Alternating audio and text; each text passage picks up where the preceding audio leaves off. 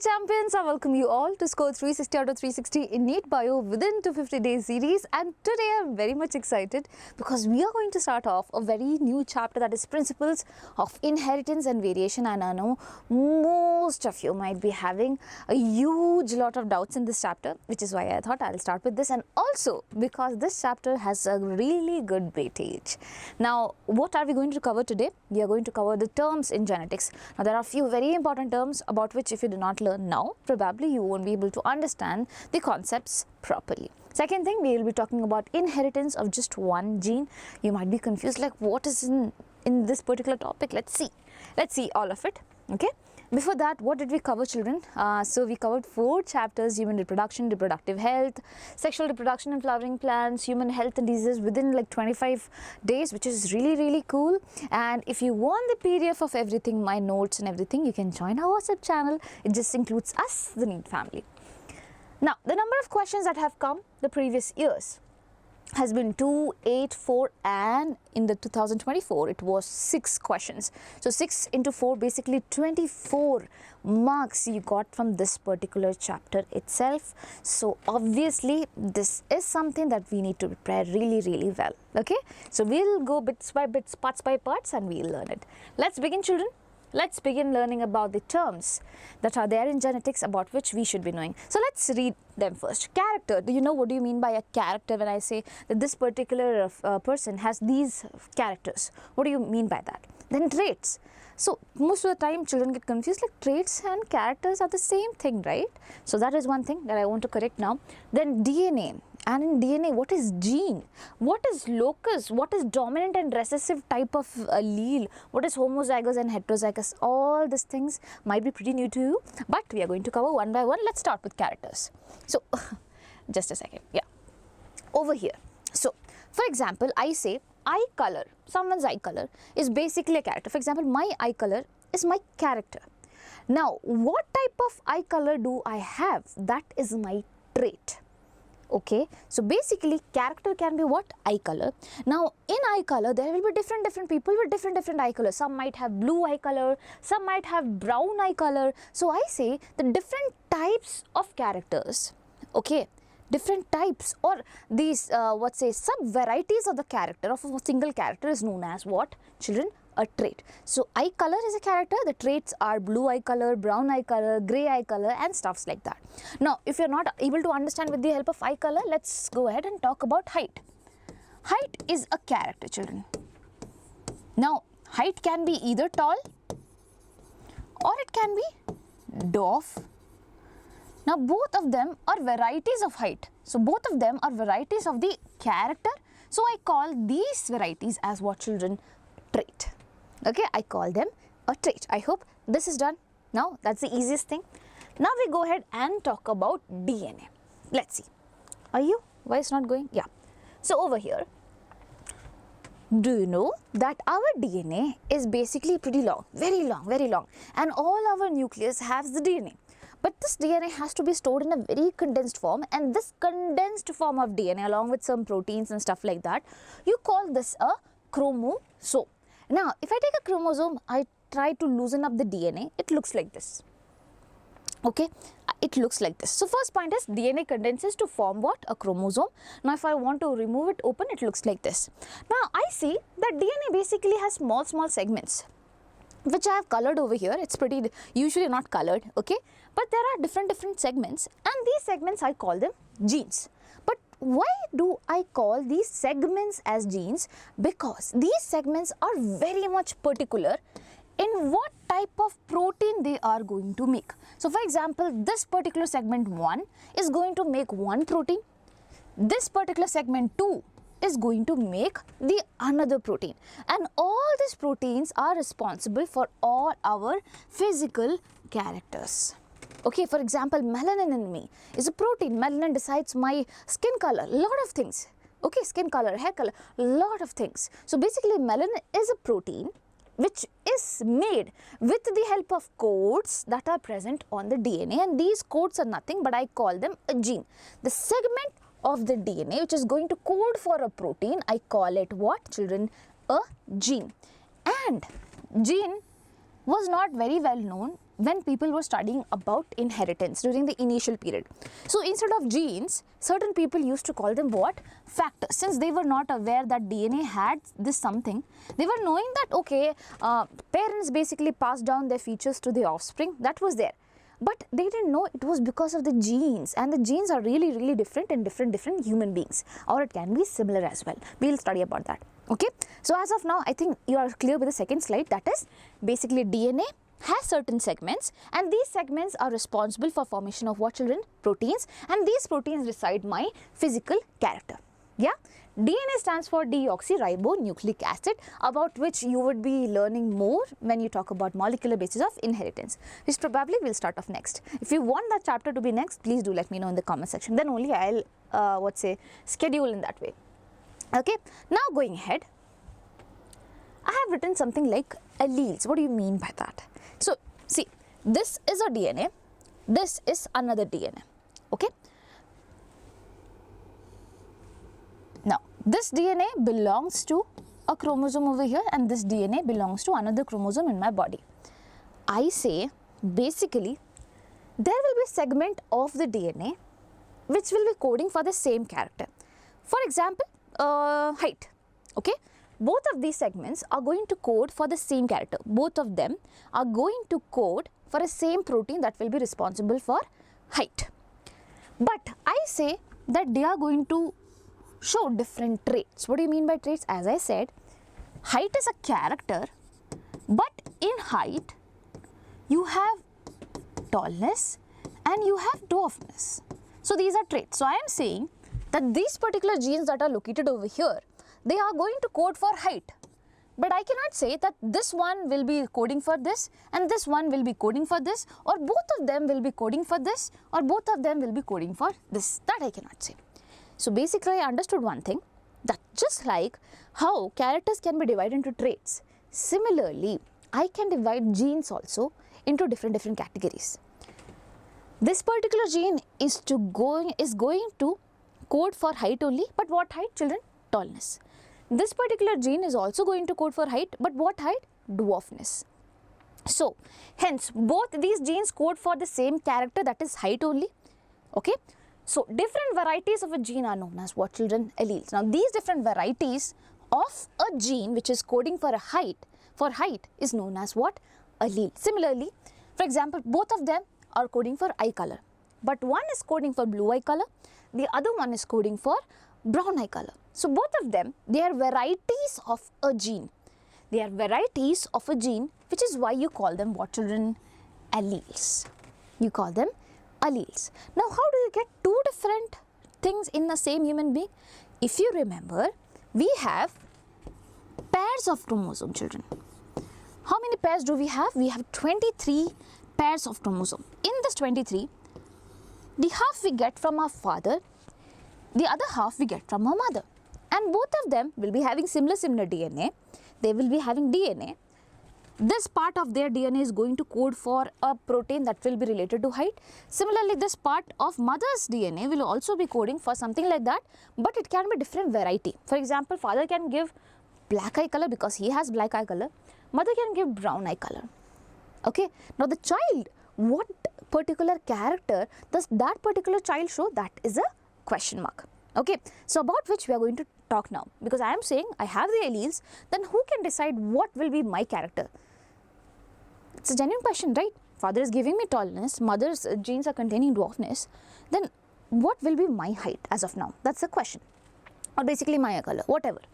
Going ahead, oof, I would have fallen now, sorry. Just a second. Yes, I hope this is also clear. Okay. Here comes the role of dominant and recessive allele. Now, just imagine, this is the father's chromosome. Father's chromosome, DNA I opened and I found that there is an allele, that is tall allele. Okay. Now, over here, there is mother's chromosome. I opened up, there is an allele, dwarf allele. Now, when they fused, I got both the DNA. Half is coming from my parent, half is coming from another parent. Now I got both. I have a pair of DNA, just like them. They didn't send the whole pair to ourselves. No, it's not like that. They sent half the pair to us. Okay, That's the thing how it usually works. So now father gave me capital T, mother gave me small t, that is a small allele. Okay,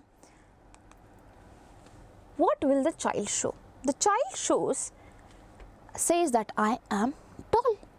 How can that be possible? I got the father's. Is it like partiality? We only get our father's allele, or is it like what is the thing behind it? There should be some logical reason to be there, right? So I'll tell you what is a logical reason for it. So when I say this happens because allele T, that is capital T, is able to code for protein, that is growth hormone. This particular gene, I said they are responsible for coding for proteins. Now, this particular gene was coding for a protein which is known as growth hormone. Okay, but ma'am, what about the other one? Mother is also giving her allele, but the problem is this particular gene might not be coding for a proper protein.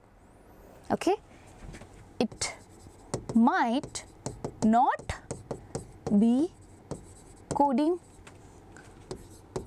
for a proper protein, or the amount of this particular protein that will be produced will be very much less. Now you tell me, there is someone in the body that is producing proteins, that is growth hormone. Obviously the body will be growing. There is someone who is not producing anything, but I cannot wait for that, right? There is someone who is producing, so basically my height will be tall itself. Imagine a scenario where both the father and the mother are having the same allele. Father is also having small t, mother is also having small t. Now you tell me, will that child be tall? No, because there is no one to code for a proper protein, that is growth hormone. So which is why the child will be dwarf. You get it? So this is how things work. Now over here I told you that T is able to express itself because it is producing the growth hormone, whereas the small allele is not able to produce enough proteins, which is why it is not expressing. Now the one that expresses over the another one, okay, or the one that overshadows the effect of the another one, I call this allele as dominant allele, because its products are overshadowing the effect of this one, which will be known as a recessive allele. So every time a dominant allele comes with a recessive allele, it will be the dominant trait that will be shown, and I always show with capital letters. We always show the dominant character with capital letters. So here capital T is for tallness. Okay, now small t is for dwarfness. I could have used D there instead of T, but it will be really confusing. So in genetics, there's a rule that you have to follow. For dominant trait, you use capital T. Okay, or basically what is, for example, round is a dominant trait, so you will use R. Now contrasting to it, wrinkled is a recessive trait. For that you don't use W, instead you use small r. That is a rule. Okay, so the allele that is able to overshadow the effect of another allele, you call it a dominant allele, and the one that does not express when a dominant allele is there, it is known as a recessive allele. Now you only think, when do you think a recessive allele can show its expression? As I said, when the father is also giving small t. That's the point where the recessive allele will be showing its character, that is dwarfness. Okay, I hope this is clear. I'll just revise quickly. Listen to me very carefully. Okay, so over here we had DNA. Okay, DNA, when I opened up, there are segments of DNA, you call them genes, and these genes are nothing but they are ones responsible for formation of certain proteins, and proteins are the one that decides our whole physical character. Going ahead, we would be having two copies of a gene in our body, two varieties of a gene in our body. It can be same or it can be different. Okay, one copy we get from one father, one copy we get from our mother. Okay, now it can be same also, as I said, but here I have taken a scenario where both are different. So these two different varieties of a gene which is coding for height itself, you call them alleles. So one allele is coding for tallness, the other allele is coding for dwarfness. Okay, so different varieties of a gene a gene, they are known as what, children? Alleles. Now, alleles, they are not like both of them expressed together. No, it does not work like that. One will be dominant over the another because one will be able to produce much more amount of proteins than another, which is why our body produces proteins and shows the character. If the other one is not producing the protein, obviously it won't be showing its character. For example, if you do not study for exam, will you get marks? No. But if someone is there who is studying for the exam, will that person get marks? Yes. It's the same scenario. So this guy over here is able to code for the protein, that is growth hormone, whereas this guy over here, allele, is not able to code for a proper growth hormone. It is not producing very less amount of growth hormone. Okay, that is the scenario. Now, one copy I got from father, one copy I got from mother. So I have one capital T and small t over here. Now what happens? Basically, I see the kid, whoever is there, is tall. How can that person be tall? Basically, because over here, the dominant allele that you see, okay, the dominant allele that you see is basically overshadowing the effect of the recessive allele. So the one that overshadows, you call them dominant, and the one that gets overshadowed are known as recessive allele. Okay, when does recessive allele show its character, that is dwarfness? When both of them are of the same type. When both of them are recessive, that's when they show the character. Works? Is it fine? Okay, now going ahead, what do we have? So over here, there are types of alleles as well. For example, you got this from your father, this from your mother. Both of them are having capital T and capital T allele over here. That is, the DNA is containing a segment of gene which you call as allele. Both of them as capital T. So the child obviously will be what? Tall, because both of them are producing the growth hormone enough. And it's not like both will be producing to double the amount of, no, it's not like that. One will get silenced in that case. Okay, you will be getting enough amount of growth hormones that is just needed by your body. So in this case, when both the characters, both the letters are same, okay, both the alleles are same, what do you call them? You call it homozygous, children. You call it homozygous. It is a pair of homozygous allele. Okay, similarly over here also, small t is there, one from father, one from mother. It will be what? Homozygous. Now the character, you have to look for that as well. So the trait that is coming over here, talking about height, okay, if father is tall, mother is also tall, okay, the child can be tall, and in this condition, since both of them are same, I say it is homozygous tall. Okay, it is homozygous tall. Now over here, dwarf allele is coming over here, small t. I can say it's homozygous since it's the same thing. Dwarf, because that is a character that is going to be shown. Okay, going ahead. Over here, father is giving capital T, mother is giving small t. Still, capital T is able to overshadow the effect of small t, and that's why the person is again, what, children? Tall. Now, both alleles are different. Over here, as you can see, capital T is there, small t is there, which is why I call it heterozygous. It's not the same as this. Here it was homozygous tall, both of them were same. Here it is heterozygous tall, children. It is not the same, it is different. Can it be heterozygous dwarf ever? No. If someone else is there, then obviously it will overshadow the effect of this and it won't be dwarf anyways. So for being dwarf, it has to be homozygous always. Agreed? Done? Feed it in your head. So basically, when it's not necessary that obviously the tall parent can give you a tall offspring. Why? Because this condition can also be possible. So for just example, your parent got it from their parent, this from another parent of them, yeah.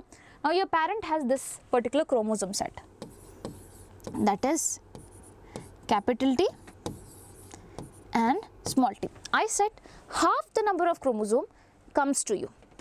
It can be either this half or it can be this half. Now if your mother is basically, again, she is also tall, but she is tall like this. She is heterozygous tall. Again, tall allele is coming, tall allele can come, but also this half can come and this half can come. In that case, it will be homozygous dwarf. Okay, that is the condition. I'll tell once more for your understanding, and this is just the basics of genetics, children. If you understand this, you are understanding each and everything. So basically, I am saying this is your father, okay, and this is your mother. So basically, during gamete formation, only half the chromosome goes to the gamete. Okay, so it can be this half. So I am writing capital T like this. This is a gamete having capital T. So the sperm is having capital T, children. Similarly, another sperm can have what? The small t one. Over here also, mother can have capital T in her egg, or she can have small t in her egg. Either way, whatever chromosomes comes there, a half chromosome will come, whatever comes there. Now suppose the sperm that was containing capital T and this egg that was containing capital T fuses, the child will contain a pair of capital T capital, that is homozygous tall. So child can be tall. Next condition, capital T from father, small t from mother, still it is heterozygous tall. It will be still tall because there is capital T to overshadow the effect. Over here, mother is giving capital T and father is giving small t. Again it will be tall. Again it will be tall. But what tall? Heterozygous tall.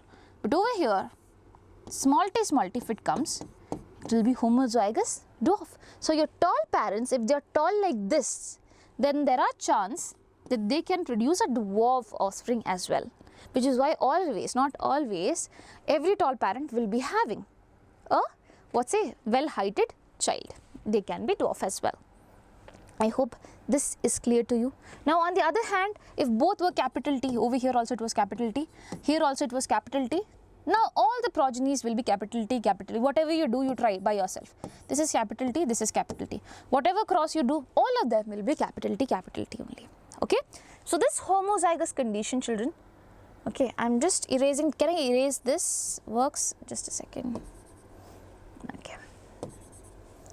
I will write the older one, which is why you will remember. Okay. Now, so this homozygous condition I call that they are pure breed, as in they are same character. So I call it pure breed tall, and this will be homozygous dwarf. So I call it pure breed dwarf, as in they are homozygous. They are not heterozygous, they are homozygous. So there is another term for it, you call it pure breed. So whenever pure breed term comes, just understand that they are homozygous for whatever character is there. So pure breed tall, as in they have capital T, capital T. Pure breed dwarf, as in they have small t and small t. So this is homozygous and heterozygous. Now over here I have also mentioned that this is a chromosome, this is a chromosome from mother and father, right? So over here only you have the gene for what? Height. Here also you have a gene for height. So you call these positions of chromosome as locus, children. The position in the chromosome is something that you call as locus. Okay, what do you call it? Locus. Fine, works. Now one more thing. So over here I said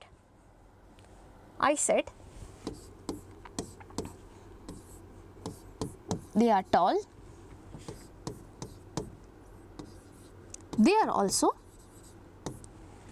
tall, right? So the things that you can see, the characters that you can see, you say it's the phenotype of an organism. The characters that you can say is a phenotype of an organism. So basically if I see a tall person, I say the phenotype is tallness. Okay. Now this is the genetic makeup. This thing that you see over here, this is the genetic makeup. If I see a tall person, can I understand by looking at them whether they are having capital T or capital D small d in their DNA? No, I do not have that superpower. Basically this particular thing you call as genotype. So you say the genotype can be this or the genotype can be this. So the genetic makeup of an organism is known as genotype. I'll write it properly. Okay, it is known as genotype, whereas the character that is being shown by them is known as phenotype. So phenotype is something that we can see, whereas genotype is not something that we can see. It is totally genetic makeup which we cannot see. So remember G for genetic makeup and genotype, like that. Okay, physical appearance is basically phenotype.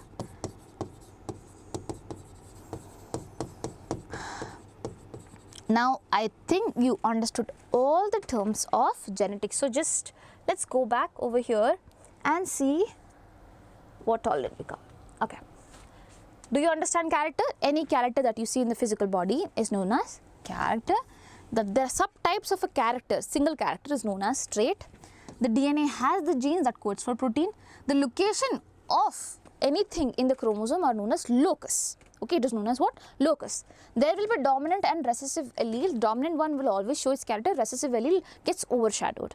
Homozygous as in when both the alleles are the same. Heterozygous as in when both of them are different. Okay, done. Genotype and phenotype is also done. Genotype is the genetic makeup of an organism. Phenotype is basically the physical appearance.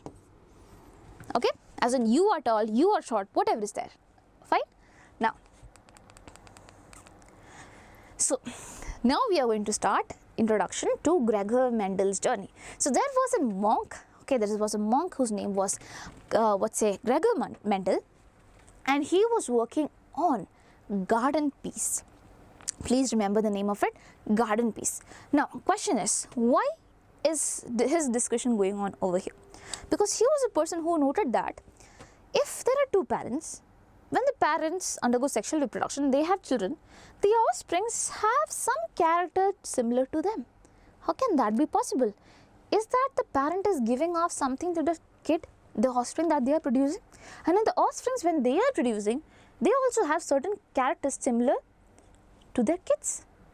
So there has to be something that is getting passed on. Now obviously he cannot experiment on living organism, big living organism, because our lifespan is different. Our lifespan is different. I cannot make an organism undergo sexual reproduction and then wait for the characteristics to show up, because it will take a long time. Instead of that, if I use plants for my studies, it would be really great. So that is the exact idea that he had. He took plants, that is the garden peas. What is, children? Garden pea. So please remember there are different type of peas, okay? Garden pea, and he worked on it for 7 years. You imagine 7 years. For example, just imagine the time from where you are in 1st standard and you reach 8th standard. Basically 7 years of your life he invested onto this particular experiment on garden peas. Now the duration, as I said, is 7 years. It started from 1856 and it went up to 1863. Okay, it went up to 1863. Is this important, ma'am? Very important, children. You have to remember it. From 1856 to 1863, that is 7 years, he worked on the garden peas because he was sure that something is getting passed on and I need to work on that. Okay, so I will be coming and talking about that, but before that, let me tell what did he exactly do, and this is something that you need to know to make. Okay, so over here, just a brief, okay, then we will make by ourselves. So he took tall pea plants. He took tall pea plants. When I say tall pea plants, he was sure that he was taking a pure breed tall plant. When I say pure breed, as in both will be capital T, capital T. Similarly, he took pure breed dwarf pea plant. Okay, so it was small t, it has to be homozygous. Okay, so the chromosome 1 is having capital T, another one is also having capital T. Over here, small t and small t. Now, half of this chromosome can go to a gamete. Similarly, half of the chromosome, either this or this, can go to a gamete.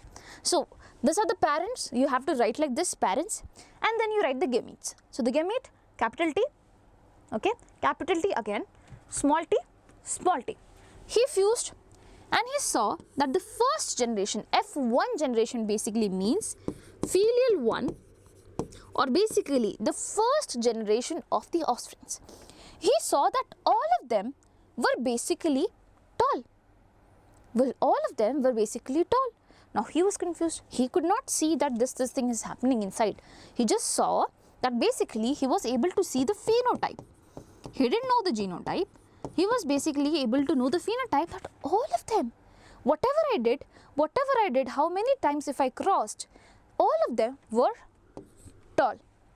That's when he got to understand this is pure breed. It's not like he was able to see it like that. No, he crossed it and then he got to understand it's a pure breed. He crossed it again to see that all the children, all the offsprings were what, children? Tall. So it is capital T, capital T, capital T, capital T, capital T everywhere. But this, as I said, I have explained this, but you need to know to write this. So I will just hide this off and we will write it together. So I say he took pure breed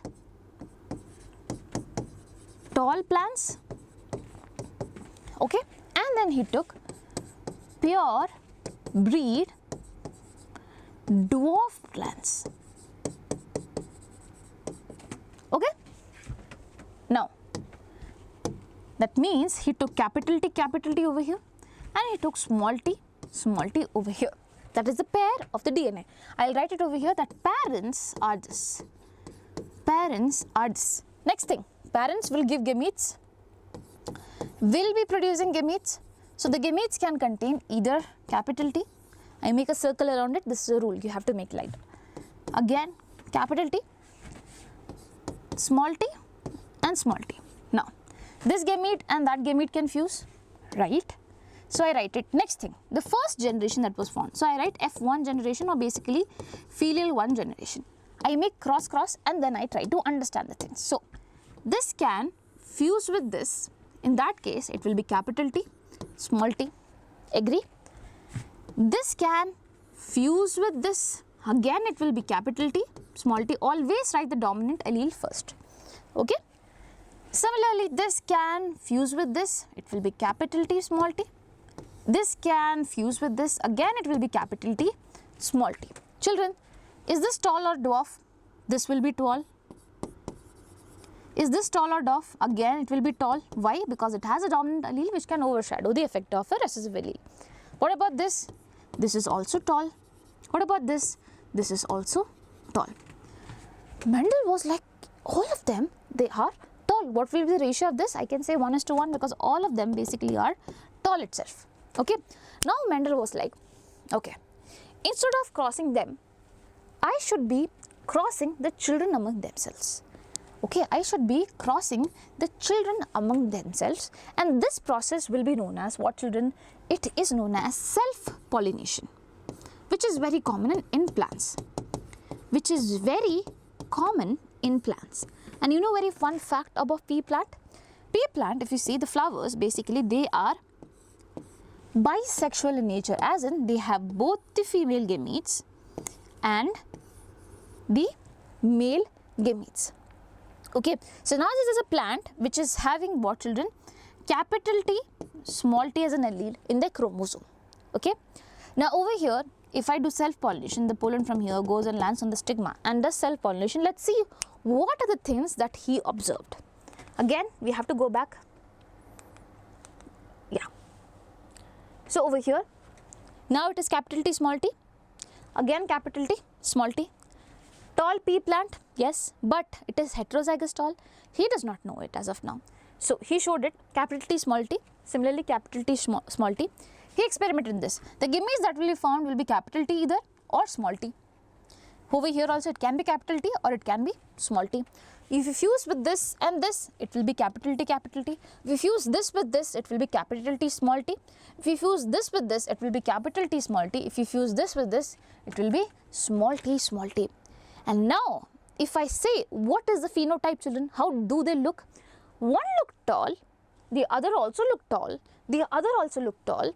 Again, he was thinking that he is failing his experiments. But then one was dwarf. And with this, he understood that basically, probably, for making the height less, there is a gene. And for making the height more, there is another something. Not gene, he didn't know the word gene. So instead, he used the term what? Factor, children. He used the term factor, that basically for each character you have different factors, and these factors, when they come together, it brings out a character in them, a trait in them. And he was able to find that this particular trait was there, but it was not appearing in the first generation, but it definitely appeared in the second generation. That means the parents had these particular alleles in them. They just didn't show. They just didn't show previously. But now when it is in homozygous condition, when both of them are same condition, at that point of time, the dwarf feature has come. So for F2 generation, if I say what is the phenotypic ratio, how do they look, how can we differentiate? So 3 of them are tall, 1 is dwarf, which is why the phenotypic ratio is 3:1. Now if I ask you about genotype, you will say, ma'am, capital T is there, capital T small t is there, small t is there. But I say, children, just give me the genotypic ratio. What is the genotypic ratio? So you will say, ma'am, it works like this. Ayyo, everything went, yeah. Ma'am, there is 1 capital T, 2 capital T, small t, 2 capital T, small t, and 1 small t, small t. So can I say the ratio is 1:2:1, and back it I can write like this. The ratio is what, children? 1:2:1. This is what? This is the genotypic ratio. The one that you cannot see is the genetic makeup. Okay, it is what, children? The genotypic ratio, whereas over here it is the phenotypic ratio, the one that you can see. Okay, so it was not like he just worked on this particular feature and then he ended up the experiment. He worked on other features as well, but before that, as I said, we need to make it by ourselves. Okay, so let's make it by ourselves and then we'll go ahead. So basically, as I said, he took tall pea plant. I'm not saying it's pure breeding or not, because this time obviously if it was pure breeding, all of them will be have been tall, but they are not tall, that is going to come down, right? So he took tall pea plants, and again he took tall pea plants, but it was heterozygous that we got from the F1 generation. So basically it's capital T small t, capital T small t. This is what the parents. Now children, can you tell me the gametes? Can you tell me the gametes over here? It's capital T, can be small t. Similarly, it can be capital T or it can be small t. Now, F2, filial 2 generation, in them, this can fuse with this, and hence we have capital T, tall. We'll write it also, tall. Okay. This will fuse this, again capital T, small t. This will be again tall. This will fuse with this, again capital T, small t, tall, and this will fuse with this, small t, and this is what, children? Dwarf. 3 of them are tall, 1 is dwarf. What is the phenotypic ratio? How do they look? 3 are tall, ma'am, 1 is dwarf, so 3:1 is the phenotypic ratio. What is the genotypic ratio? How is the genotype? This is 1, these are 2 in number, and this is again 1. So genotypic ratio is 1:2:1. Please remember these things. Okay. Now it was not just the tallness and the dwarfness of a plant that he inquired. As I said, he worked on so many characters, and he chose garden pea plant because of the same thing. That is, it showed, where is it? So basically these many contrasting traits were also examined by him. So let's learn a bit about it. Please remember, they are 7 contrasting pairs of character. Okay, 7 contrasting pairs of character. What do you mean by contrast? Exact opposite.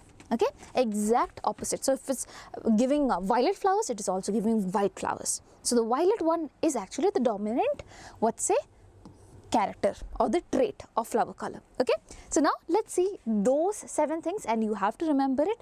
So I've seen this code gravity. Okay, here gravity is basically the dominant character, all the dominant characters. Let's see one by one. So starting with G, what do we have? Green, pod color. Okay, if you see the pod color of the pea plant, it is green, and green is a dominant character. So over here I am writing pod color. Okay, as in the chilka, the coverings color, that is what we are talking about. Okay, that is what you mean by pod color. So green is the dominant pod color, whereas you have yellow as well. Now R is about the seed shape. That is, the seed shape can be round. Okay, and round is what, children? The dominant trait, whereas wrinkled is a recessive trait. So round and wrinkled, they are opposite to each other, they are contrasting trait. That is the second pair. Now A, what do you mean by A? Basically talking about flower position. Okay, so there are two types of flowers. One is axial flowers and the other one is terminal flowers. So axial flower, as in if there is a branch like this, if flowers is coming on this particular branches rather than on the terminal position, you call these flowers as what? Axial flowers. Whereas these flowers which are at the terminal position, you call them terminal flowers. What do you call them? Terminal flowers. Now the dominant trait is this. So for example, if the plant has the allele for this particular trait, it will be showing this particular trait itself because it is dominant. So flower position axial is the dominant trait. Going with V, what do you understand by V? What do we have? Flower, color. Okay, we have the color of the flower. Flower, color. And flower color, basically violet is the dominant trait, whereas when you talk about white, it is the recessive trait. Please remember that. Now I, what does I stand for? I basically stands for pod shape. I basically stands for, I write here, pod shape, the coverings shape. Okay, it can be either known as full, as is it written in your NCERT, or it can be also known as inflated. When you inflate something, it would be like a swollen structure. It will also appear full. Okay, so I stands for inflated pod shape. Whereas the opposite of it, what do we have? Constricted, the one that has constricted is very dry. It looks very dry from outside. Okay, so that is constricted pod shape. Now T, what does T stand for? Tall and dwarf. Basically, you're talking about you. I write it in color. Yeah. Stem height. So it can be tall or it can be dwarf. So tall is basically the dominant phenotype over there. Okay. Now going with Y, what does Y stand for? Seed color. Y, basically there is yellow seed color, and yellow seed color is dominant, whereas green seed color is recessive. Always remember in pod, in the case of pod, which is, okay, so outside when you see a pea, when it is green, that's when you say that it's good. Okay, have you ever chosen a yellow pea like that? No. Basically, you choose a green one. We say green is dominant. You look for nice green one. Okay. Now you talk about seed shape.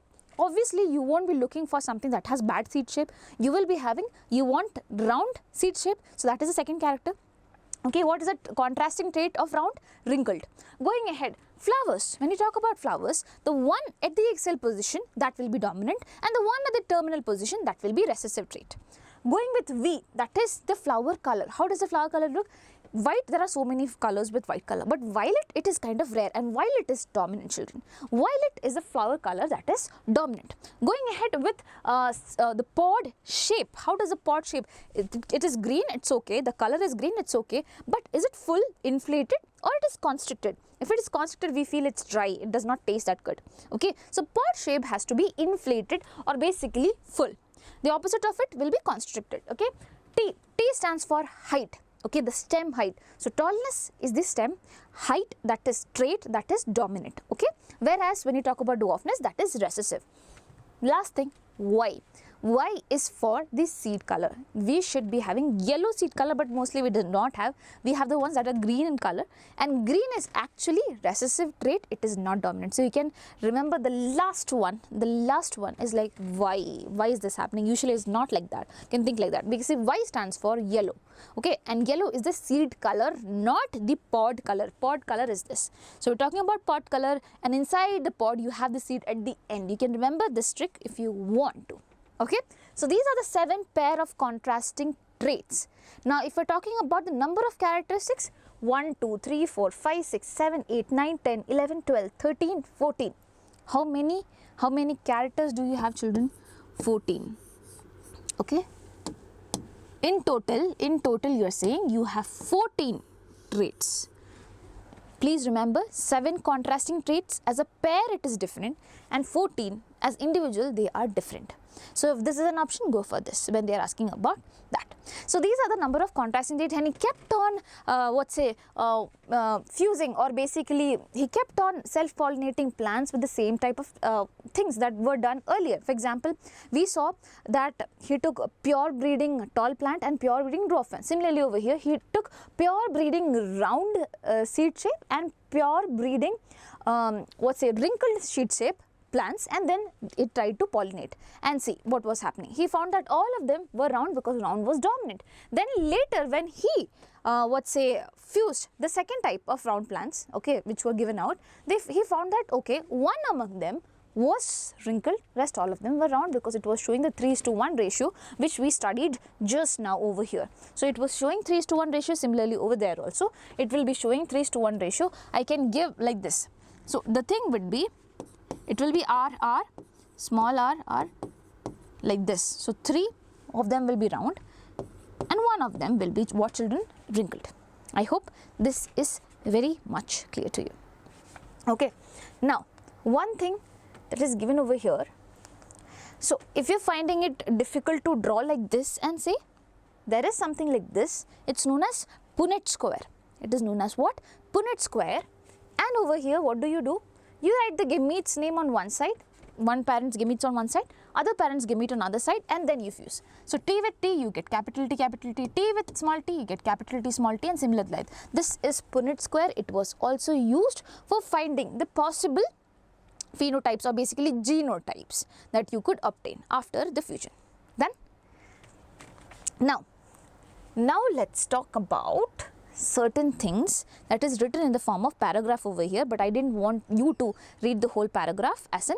So basically I'm telling you the points. Listen, what plant was used? Garden pea. Garden pea was used as we discussed. How many years? 7 years. Okay, when did it start? 1856 and it went to 1863 as given in your NCERT. Now, why do you think Mendel have got this success? What is the reason for Mendel to get this success? First thing, he was the first person to use mathematical logic into it. No one usually put mathematical logics into what? Biological things, but he was a person who put down the ratio, who saw that there was something in it, and I have to give them a solid proof. For that I have to use mathematical logic as well. So statistical analysis and mathematical logic was applied to problems in biology. That is one thing. Second thing, he had a large sampling size. He didn't say that I'll just work on these 2 plants. No, he kept on breeding lots and lots of different plants, and that's when he came to a conclusion. So he had a large sampling size. Next thing, confirmation of his inferences from experiments on successive generation of his test plants. So he kept on doing his experiments on the successive generation. For example, I got the progenies over here. Then again he did cell pollination, he did cord pollination, lot of things, and then he came to a conclusion. It was not just one single experiment that was done on one generation. Rather than that, first he did on this generation, he came to know what is the status of F1 generation, then he kept on doing it again, he got F2 generation, the same thing repeated, and he kept on doing things. He had successive generation applications there, which is why then after which he concluded that, okay, this is something that is happening. I have to give certain laws of inheritance according to which everything works. So later he put down the laws of his things, all the experiments, okay. Now, these are the 3 reasons. Please remember, statistical analysis and mathematical logics was applied, and large sampling size was there, and then he repeated his experiments consecutively. Okay, 7 pairs of contrasting traits were there, and also please remember 14 in number if you separate them and see each as an individual character. Okay, seed shape, seed color, pod shape, pod color, flower color, and then flower position, flower color, flower position, and then stem height. That is something different. That's okay. Now solve this question. This is number 1 question. How many true breeding pea plant varieties did Mendel select as pairs which were similar except in one character with contrasting traits? Okay. How many true breeding pea plants varieties did Mendel select as pairs? As pairs they are asking. So you have to talk about individuals. You have to talk about individuals, and I said whenever you are talking about individuals, you have to go with what? You tell me the answer. I am not telling the answer over here. You have to tell me the answer. This came in NEET 2020. Okay, going ahead. Among the following characters, okay, next question. Among the following characters, which one was not considered by Mendel in his experiments on pea? Trichomes, glandular or non-glandular, seed, green or yellow, pod, inflated or constricted, stem, tall or dwarf. Again, you know the answer. Please comment it down. I want to see who all got it correct. This came in NEET 2017. Which one from those given below is a period of Mendel's hybridization experiment? I told you it's important. Now over here you have the data, you have to pick the correct one. This is third question. Do let me know your answers right now itself. Okay, NEET 2017 question. Straight from your NCERT, right? Now over here, as I said, he did his experiments. Let's just have a quick read, okay? Let us take the example of one such hybridization experiment carried out by Mendel, where he crossed tall and dwarf pea plants. I told you, okay? He collected the seeds produced as a result of this cross and grew them to generate plants of the first hybrid generation, that is filial 1 generation. This generation is also known as filial 1 progeny or F1. Mendel observed that F1 progeny plants were all tall. I told you, like one of its parents, none were dwarf. Okay, none were dwarf, all were tall, just like one of its parents. Now, he made similar observation for other pairs of traits. He found that F1 always resembled either one of the parents, because every time he was experimenting with one homozygous dominant and one homozygous recessive. Every time it was the case. Okay, that is why whatever cross you do, you will get the dominant trait anyways in the progeny generation, which is why all of them were behaving like one of their parents.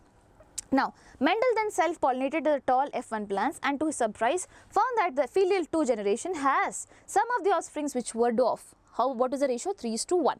The character that was not seen in the F1 generation was now expressed. In F1 generation, no one saw that when you cross tall plants with dwarf plants, all of them were basically tall, but they were tall like this. None of them were dwarf. But in F2 generation, it was not the case. So, the proportion of plants that were dwarf were 1/4 of the F2 plants, while 3/4 of the F2 plants were tall. So, 3/4 as in you have 4 progenies. Children, see over here. You have, 1, 2, 3, 4. Out of that 4, 3 of them were tall, that is 3/4, right? And 1 of them were dwarf, that is 1/4. That is what exactly they are saying over here as well. There is nothing extra given, okay? Whatever is done, I have taught you. Now, the tall and the dwarf traits were identical to the parental type and did not show any blending. No one were in the middle, okay? No one had like middle height, no, none like that. So, that is all. The offsprings were either tall or dwarf, none were in between height. Now, there is a question over here again, that is the fourth question. A tall true breeding garden pea plant is crossed with a dwarf true breeding garden pea plant. When F1 plants are selfed, the resulting genotypes were in the ratio. So, F1 plants are self-pollinated. So, they are asking about the F2 generation ratio. What is the genotypic ratio? They are asking, not the phenotypic ratio. Please take care of that. Resulting genotypes were in the ratio. So, you have to tell the genotypic ratio. I have also mentioned about the genotypic ratio. So, you tell me the answer. NEET 2016 question. Going ahead. Okay. So, based on these observations, Mendel proposed that something was being stably passed down unchanged from parents to offspring through the gametes. So, he was able to understand that something is getting passed down from parents to the offspring, and it is happening with the help of gametes, because only gametes are coming and fusing from each parent, right? So, gametes have this something. So, over successive generation, he called these things as factors. Now, we call them as genes. So, at that point, he did not have any idea about it. He called them factors itself. Genes, therefore, are the units of inheritance. They contain the information that is required to express a particular trait in an organism. I told you. Genes which code for a pair of contrasting traits are also known as allele, as in the different varieties of a single gene are known as alleles. Okay, so they are slightly different forms of the same gene. If we use alphabetical symbols for each gene, then the capital letter is used for the trait expressed at the F1 stage, that is the dominant state, and the small alphabet for the other trait. For example, in case of the character of height, the capital T is used for the tall trait and small t is used for dwarf. And capital T and small t are alleles of each other. I told you they are different varieties of a gene that is coding for height. Now, hence in plants, the pair of alleles for height would be capital T, capital T, small t, or small t. Mendel also proposed that in a true breeding tall or dwarf pea plants, what do you mean by true breeding? Capital T, small t, that is homozygous. Varieties, the allelic pair of genes for height are identical or homozygous. This is pure breeding or true breeding. They are what, children? They are they are homozygous. Capital T and small t are called the genotype of the plant, whereas the descriptive terms like tall and dwarf are the phenotype, that also we discussed. What then would be probably the phenotype of the plant that had the genotype capital T, capital small t? What is the phenotype, children? This is dominant trait is there, dominant allele is there, so it has to be tall, it will overshadow. Now, as Mendel found the phenotype of F1 heterozygote, capital T small t, to be exactly like capital T parent in appearance, he proposed that in a pair of dissimilar factors, one dominates the other. So, over here you see that the pair is what? Dissimilar, and over here you can also see that this is dominating the other one, and hence it is known as the dominant factor, while the other one is known as the recessive, which gets overshadowed. So, dominant allele, dominant factor is the same thing. As I said, he was not able to find the term gene at that point of time. Okay. Now, going on to the next slide. Here is the thing that I spoke about, that is Punnett square. Now, we will also see who discovered Punnett square, who was the person who introduced Punnett square. Okay. So, during fertilization, the two alleles, capital T from one parent, say through pollen, and small t from other parent, then through the egg, obviously one pollen and one egg, are united to produce zygotes that have one capital T allele and one small t allele. Agreed? In other words, the hybrids have capital T, small t, that is, you are talking about F1 generation. Since these hybrids contain alleles which express contrasting traits, the plants are heterozygous. I told you, when things like this come, you call it heterozygous, when both the alleles are there. The production of gametes by the parents, the formation of the zygotes, the F1, F2 plants can be understood from a diagram that is known as Punnett square, and this was given by a British geneticist. Please remember, British geneticist, that is Reginald C. Punnett. His name is Reginald C. Punnett. Okay, there is double N I say. Yeah, fine. So, what is Punnett square? That is also something that you have to remember. It is a graphical representation, children. Do not go tabular representation and things like that. It is what? A graphical representation, just like how it is given in your NCERT. Graphical representation of what are you representing over here? Over here, when you see capital T small t, that is capital T small t. So, this is about the genotype. You are talking about the genotype. So, basically, the graphical representation to calculate the probability of all possible genotypes of offsprings in the genetic cross. That is what is the meaning of Punnett square. That is the use of the Punnett square. It was given by Reginald C. Punnett. Now, the possible gametes are written on two sides. Yes. They usually top two, and okay, you know all this thing, I already told you, this and this you fuse, this and this you fuse. You can make it normally also like this instead of tilting it. Okay, it's the same thing. And then you can put the gametes over here, whatever gametes are there, and then you try to fuse them and fix them. So, it will give you all the positive genotypes. Going ahead, inference from the Punnett square. Now, that is something important. From the Punnett square, it is easily seen that 1/4 of the random fertilization lead to capital T, half lead to capital T small t, and 1/4 to small t. So, over here, basically, I can say 1/4 among them is leading to capital T, half among them is leading to capital T small t, and 1/4 among them is leading to small t. Agree? If you have 4 things, out of that only one will be capital T, 2 will be what, children? Capital T small t, and 1 will be again what? Small t. That is what is given over here. Now, at F2, 3/4 of the plants were tall, while some of them are capital T, while others are capital T small t. Again, this is not something that we need to read again and again. We already discussed this. They are talking about the phenotypic ratio, that is 3:1. This is the genotypic ratio, that is 1:2:1. Okay. Now, over here, let's come back to it. The 1/4, 1/2 and 1/4 ratio of capital T, capital T small t and small t is mathematically condensable to the form of binomial expression, that is ax plus by whole square. And in this, you can just shift the terms. X and y will be basically your this thing, that is your alleles. Okay, you have to just put alleles over there. So, that has the gametes bearing genes capital T or T in equal frequency of half. The expression is expanded given below. So, over here you can put like this, half T plus half T small t whole square. this is this is X, this is Y, A is this, B is this. Now, when you expand this, okay, when you expand this, you come out to something like this, and at the end you will get something like this, a square plus b square 2b into plus 2ab. So whole thing will be gotten there. You don't need to go in detail for that, that's not much important, but since it is there in your NCERT, I told you this expression, if you can remember it, it is really good. Ax plus by whole square. Okay, X and Y is basically the alleles. You're talking about one dominant allele and the other recessive allele, and over there you will be having half whole square. If you do, you get this particular thing. That is 1:2:1 ratio. Now, something that is important for us is test cross. Test cross, what do you mean by test cross, student? For example, now I got the plant to be tall, but I do not know if it is homozygous tall or it is heterozygous tall. Then what will we do? That is a problem. That is a very big problem. So they came up with an idea. Let's do one thing. If I fuse with another dominant one, homozygous dominant, all of them will be obviously dominant. Instead of that, if I cross with a recessive one, both of them with recessive one, it will be really helpful. I will be able to know. So what did they do? Let's see.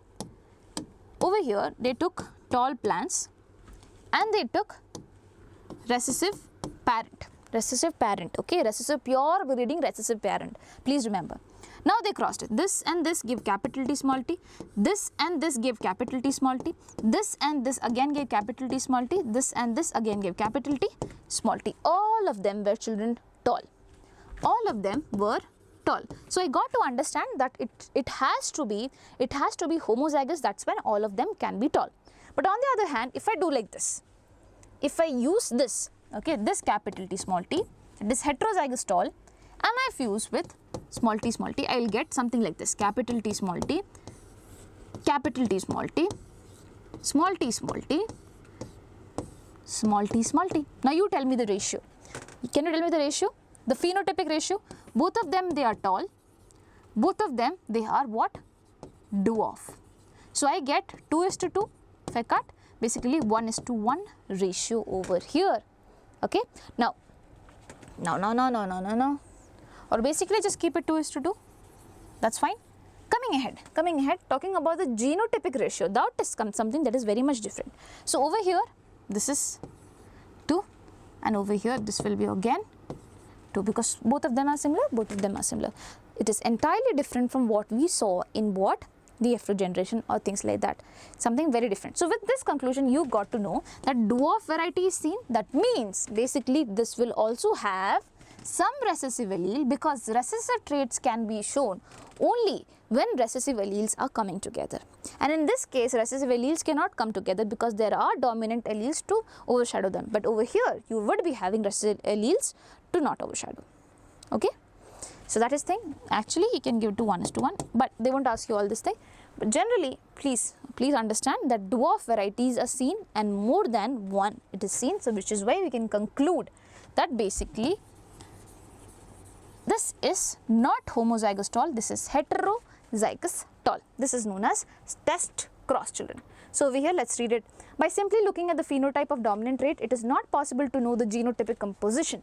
That is, for example, whether a tall plant from F1 or F2 has capital T or capital T small t composition cannot be predicted. Therefore, to determine the genotype of a tall plant F2, Mendel crossed the tall plant from F2 with a dwarf plant. This is known as test cross. So over here, in a typical test cross, an organism showing a dominant phenotype is crossed with a recessive parent instead of self-crossing. So instead of doing self-crossing, they are made to fuse with a recessive parent. Please remember that. In test cross, whatever plant you have confusion in, you cross it with a recessive parent, pure breeding recessive parent. So over here, they have given the example of flower color. Let's see it. So, okay, just a second. This is homozygous recessive parent, okay, and this is homozygous dominant parent. So it is violet, and basically over here it is white. Now let's see. So over here, the capital W is there, When they fuse, all of them, they turn out to be violet. That means it is homozygous in condition. If it was not homozygous, it was heterozygous, then at least one would have been what? White in color. But as you can see, all of them basically are violet in color. Now over here, if you go, okay, this is heterozygous violet. This is heterozygous violet, and this is homozygous recessive parent that we are having. Again, we are fusing. We see two of them, they are white in color, two of them, they are violet in color. So half the flowers are violet and half of them are white. That means this has to be what? Actually a heterozygous one. It is not homozygous violet flower. Okay. So usually you might have a confusion that why W is taken, usually for violet V should have been taken, but for this case it has been like that. Okay, for this case it has been like that, where W is violet and violet is the dominant trait in children. Capital W is violet and it is a dominant trait. Okay, that is what you mean by test cross. Now, last but not the least, the inferences, the laws of genetics that has been put down by doing all these experiments. Okay, first thing is law of dominance, and as you understand by the term law of dominance, that means one allele will be overshadowing the effect of the other allele, right? So in law of dominance come certain points. Let's read it. Characters are controlled by discrete units known as factors. Basically, characters are controlled by genes. Okay, instead of factors, it's just genes. Just understand that. Factors occur in pair, genes occur in pair, and each pair you call it what? Allele. Now, in a dissimilar pair of factors, one member of the pair dominates the other. So, in a dissimilar pair of factors, one member will be dominating the other. So characters occur, they are controlled by what, children? Factors, basically genes. Now factors occur in pairs, yeah, genes occurs in pairs, you call it alleles. Now in a dissimilar pair of factors, one will be dominating over the other. Okay, so law of dominance is used to explain the expression of only one parental character in a monohybrid cross, that is in F1. Why do you call it monohybrid? Because as of now you are just talking about one trait, that is height. Okay, this is a monohybrid cross. You're talking about one trait, that is height. Next thing can be happening is I cross a plant that is tall and is also having a round seed with other one that is having dwarf and wrinkled seed. That is something different. You call it dihybrid cross. As of now, you're just talking about one character. Since because of that, you call this monohybrid cross. And it is saying that this law is the reason why in F1 generation all of them are tall. Why all of them are tall? Because basically capital T is dominating over the small t. Okay, so that is what they are saying. Only one of the parental characters in a monohybrid cross in F1 and expression of both in F2. It also explains the proportion of 3:1 obtained in the F2 generation. So 3:1 is because of law of dominance. Okay, because over here they are dominating. Basically they are co-dominating. Over here you have tall, this is also tall. But where there is no one to overshadow this, small t, it becomes dwarf, and this is the 1. Okay, 3:1, in that 1 plant is dwarf plant. Okay, so that is about law of dominance. Now law of segregation. This law is based on the fact that alleles do not show any blending and that both the characters are recovered as such in F2 generation, though one of this is not seen at the F1 stage. So they are saying that the alleles which are there, for example, I took capital T and small t, are they blending together to form something else? No, I just see one character, that is tallness. I don't see a middle character over there. It is just tallness. So these are not blending. Okay, how I am sure that this is not blending? Because next time when I am crossing some plant like this, again I am seeing the parental character later on, that is dwarf. So basically when the alleles are coming down from both the parents, okay, they are coming separately, and when they are going to both the gametes, they will be going separately. So capital T will go in one gamete, the other one will go in another gamete. They are not going together, nothing is happening, there is no blending happening. So segregation, they are segregating individually, they are not coming together. Okay, please remember that. So this law is based on the fact that alleles do not show any blending and that both of the characters are recovered as such in F2 generation, though one of this is not seen at F1 stage. In F1 stage, you do not see any dwarf parent, but in the F2 stage, you definitely see. Though the parents contain two alleles during gamete formation, the factors or alleles of a pair segregate from each other such that gamete receives only one of the two factors. So if you see, this is the case or this is the case, basically one gamete will receive this, it will separate, other gamete will receive this. So in a pair of chromosome, one chromosome is going to one gamete, that's what they are saying.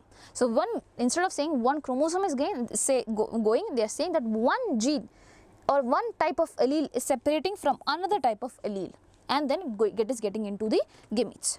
Of course, a homozygous parent produces all gametes that are similar, while a heterozygous one produces two kinds of gametes, each having one allele with equal proportion. So when you're talking about homozygous, so all of them will be having capital T gametes only. But when you talk about heterozygous, 50% will be having capital T, other 50% will be having small t. It will be different type of gametes that will be produced. But over here in homozygous, all the gametes are same. In heterozygous, 50% will be containing one, 50% will be containing that. Okay, so that is what you mean by law of segregation. It is segregating independently, and this segregation happens when gametes are formed. When gametes are formed, there is no blending, nothing like that. Law of dominance, as in one trait is going to dominate over the other one. Then, these are the laws of genetics that was put down. There is one more law which you will be studying in the next class. Next class probably. And this is the fifth question. A test cross is carried out to determine the genotype of a plant at F2, predict whether two traits are linked, assess the number of alleles of a gene, determine whether two species or varieties will breed successfully. Tell me the answer. Tell me the answer, and now we will start to solve the questions over here. Okay. Let's see who all got it correct. How many true breeding pea plant varieties did Mendel select as pairs, which were similar except in one character with contrasting pairs? So it was 14. As I said, you had 14 different varieties. Okay, 14 different varieties, 7 pairs of contrasting traits. Now, among the following characters, which one was not considered by Mendel in his experiment? So seed, green or yellow? Yes. Pod, inflated or constructed? Yes. Stem, tall or dwarf? Yes. But trichomes, glandular or non-glandular? No. So this is not selected by Mendel. Now, if you are not aware about the 7 pair of contrasting traits, then you are going to mess up. So please remember seed shape, seed color, pod shape, pod color, flower position, flower color, and then you have the height. Now, which one from those given below is the period for Mendel's hybridization experiment? It is 7 years, 1856 to 1863. Okay. Now, a tall true breeding garden pea plant is crossed with a dwarf true breeding garden pea plant. When F1 were self, the resulting genotypes were in the ratio. So, when you are crossing tall, so there is capital T, small t, small t. When you are crossing them, all of them that you get in this thing will be capital T, small t, 4 of them. Right. Now, if you are doing selfing, so capital T, small t, it is saying what is the genotype that you receive in F2. This is F1, but what is about F2? So, in F2 you saw that 1 was showing like this, 2 are showing like this, and 1 was showing like this. The genotypic ratio is what? 1:2:1. Let's see. So, 3:1, that is anyways wrong. Now, over here, 1:2:1, tall homozygous, is it tall homozygous? Yes. Tall heterozygous, is it tall heterozygous? They are heterozygous and they are tall, yes. And then dwarf, over here. Going ahead, next thing, 1:2:1, tall heterozygous, no. 1 is tall homozygous, so this is wrong, children, and this is correct. Okay, and this has to be homozygous dwarf. Okay, that is 1:2:1. Going ahead, a test cross is carried out to determine what, children? The genotype of a plant at F2. Yes, you have to determine the genotype of the plant at F2, or basically any generation. You want to find it out, that it is actually tall, or basically it has capital T, or it is what? Heterozygous. Is it like this or is it like this? For finding the genotype, you are doing a test cross where you are fusing with a recessive parent. Okay. I hope that this particular thing, you understood it really well. Do let me know if you have doubts. I am here to clear all your doubts, children. And there is one question that I am assigning you today. In hybridization, capital T small t into small t gives rise to the progeny of ratio this. What is the ratio? You have to tell me in the comment section. Tell. Homework answer is this. I will be seeing that. Now, if you think that this particular video was helpful for you, then do not forget to subscribe to the channel, and I hope, children, you have a really good day. And do let me know what topic, what chapter should I start next. I have a chapter in my mind, But since you're saying there's a midterm going on, if I think that this chapter has good weightage, then only I will be starting whatever chapter you're telling. But still, you can do let me know. Okay, so that's all, children. Have a really good day. Bye bye, take care.